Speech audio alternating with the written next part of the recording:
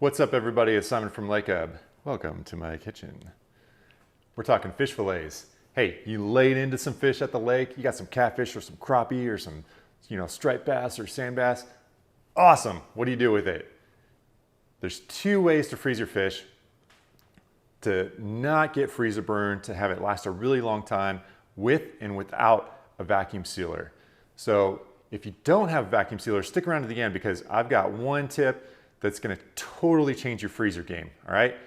Let's get started. The first and best way to freeze your fish fillets is with a vacuum sealer. There's a couple of simple tricks. It's not that complicated. If you've got a vacuum sealer, you know that you use these bags, you cut them to size.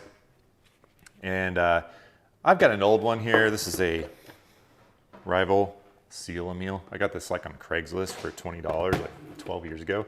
It served me really well, but it's time to upgrade because long story short, I've had my last problem with a deer processor.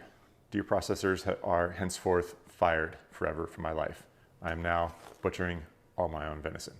So I need to up my vacuum seal game. So I'm gonna be on the market for a vacuum sealer. If y'all have a good one that you like, I want to know about down below because I'm gonna be shopping this year.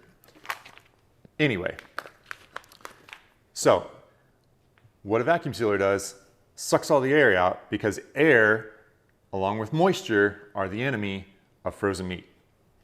So make sure that you, for starters, that you wash your fillets in cold water, keep that meat firm, and then pat it down really dry. Take all the moisture off the surface of the fillet, and then the vacuum seal is gonna take all the air out.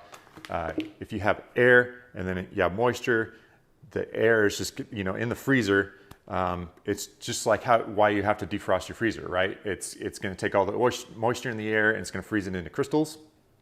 And so as moisture is being drawn out of your meat, it's being frozen into the air space that's in your bag. That's bad news for your meat. That's gonna dry it out. It's gonna get freezer burn. It's gonna go bad. You don't wanna do that. You had so much fun catching fish. You've done all the work of cleaning them and all that kind of stuff. Don't waste your fish by not preparing them well for the freezer. So just pat it down really dry. Make sure you get a good seal. Some vacuum sealers are really good about that. Automatic, they detect like when it's been vacuumed out and then they just do a seal.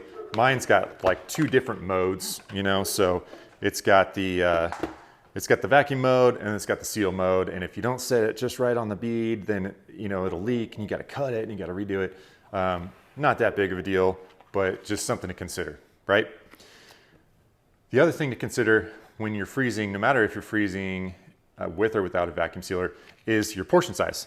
So what I like to do is do like a two-person, three-person portion size in one unit, so that we can basically take like 2 units out, feed our family, or if we're just doing adults only, then we just pull one out.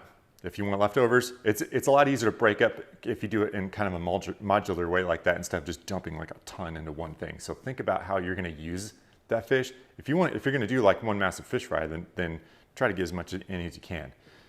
The more fillets that you put in to one bag, especially vacuum sealing, the less kind of efficient the vacuuming job is. If there's like a lot of space in between, there's a lot of chunks and pieces, it just doesn't quite get it all the way. You kind of have to press it down a little bit. So keep it simple if you can and put fewer fillets in, space them out so that it can seal around each piece. It'll work better. All right, so if you don't have a vacuum sealer, here is how you do it. Don't just throw them in a Ziploc bag and throw them in the freezer unless it's just gonna be for like a couple days, because it will freezer burn and you will be heartbroken. You'll have done all that work and you pull it out and it's finally time to eat it and I've done that before, don't do that. Here's what you do. You freeze it in a block of water. Old school method, right? Tried and true. So a couple things that you want to do here is you want to make sure, one, again, your portion size. Think about how you're going to be using this because you're going to defrost this whole block at one time and then you're going to have all this raw meat. So think about how you're going to use it and then make sure that you give enough water. There's enough, kind of headspace of water over top of the meat so the meat doesn't float and get exposed to the air, because you're going to have air. It's a Ziploc bag. You're just going to have air in there. It's not vacuum sealed. You're not like, you know, drawing all the air out of it. It's just going to happen. You're going to do your best to take all the air out when you're getting the water in, but you're always going to have an air bubble in here. So just make sure you got enough water to cover the meat up, and then make sure that you have enough bag on top of the water so that you're not pushing up and like straining the seal of the bag.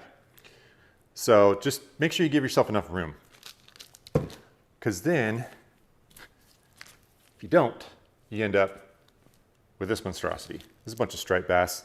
There's a pile of striped bass. I put it all into one Ziploc bag. I just filled it up, threw it in my freezer. I didn't have time or something. Who knows? I was whatever. It doesn't matter now. It's frozen. And look what it did. What happens when water freezes to ice? It expands. And thankfully it didn't bust the seal, but it almost did. Look at that.